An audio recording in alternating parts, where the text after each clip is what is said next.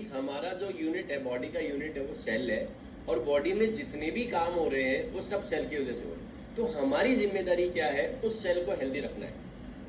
यही है। ये तो इतना तो हम समझ गए कि यानी कि इस चीज को ऐसे समझो कि हमारे घर में जैसे अगर सारे घर के काम एक फीमेल कर रही है, तो फीमेल की खुद की जिम्मेदारी भी यही है और परिवार के मेंबर्स की भी जिम्मेदारी है कि वो हेल्दी रहे। यही होता है। हमारे घर का अगर रनिंग पर्सन बीमार हो जाएगा तो क्या होगा? बड़ी दिक्कतें होंगी। आई होप सब समझते हैं इस चीज को।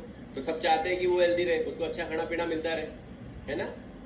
यही होता है। जनरली यही ट्रीटमेंट करते हैं हम लोग हमारे घर में। तो ऐसे ही हमारी सेल जो है, अब देखते हैं। देखिए, मैंने आपको एक फोटो शेयर किया है।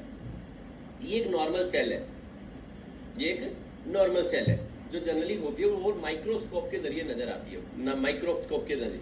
अब जब ये अनहेल्दी होना शुरू होती है, फ्री रेडिकल्स होते हैं, उसके बारे में मैं बताऊंगा, उसके बारे में हम डिस्कस करेंगे ये क्या चीज होती है। और ये जब अनहेल्दी होना शुरू होती है तो अटैक करना शुरू करते हैं फ्री रेडिकल चारों तरफ से, ठीक है? वो क्या होते हैं उसके बारे में हम डिस्कस करेंगे। तो इसकी स्थिति कुछ ऐसी हो जाती है, ऑक्सीडेटिव स्ट्रेस के कारण ये बिल्कुल ये हो जाती है। ये मान लो अंगूर बन जाता है किशमिश, समझ गया? अंगूर के चारों तरफ ऑक्सीडेटिव स्ट्रेस आ गया और किशमिश बढ़ गया।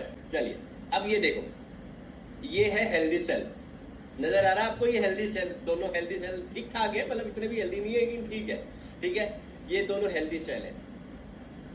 फिर थोड़े से और अनहेल्दी हुए, लाइफस्टाइल थोड़ी सी खराब हुई, तो देखो आप देखते चले जाओगे ना। चलो, फिर ये देखो और हेल्दी हुई है सेल थोड़ी सी, ठीक है? चलो, ये देखो, आप देख रहे हो ये बदलाव क्यों आ रहा है? ये बदलाव आ रहा है, जो सेल की यूनिट है ना, वो अनहेल्दी चली होती चली जा रही है। एज में फर्क नहीं है बहुत ज्यादा, 1-2 साल का फर्क है, लेकिन एक अनहेल्दी सेल की वजह से ये पर्सन या ये कपल अपनी एज से 10 से 12 साल 15 साल बड़ा दिखाई देने लगा। मुझे आज भी याद है, ये देखिए, ये एज आई थिंक मेरी होगी 27-28 साल के आसपास की एज है। ये जो फोटो मैं आपको बता रहा हूं, मैं ऐसा लगने लगा था। चलिए, और ये एकदम से बदलाव आया। यहां से यहां की जर्नी कैसी हुई इसके बारे में हम लोग बात करेंगे, लेकिन उससे पहले हम चलेंगे यहां पे, इसके बारे में बात करेंगे। थोड़ा सा ये बेसिक समझना जरूरी, ये बहुत इंपॉर्टेंट चीज है। एक सेल जो होती है, रस्टिंग के बारे में किसने सुना है? रस्टिंग, रस्टिंग, जंग लगना।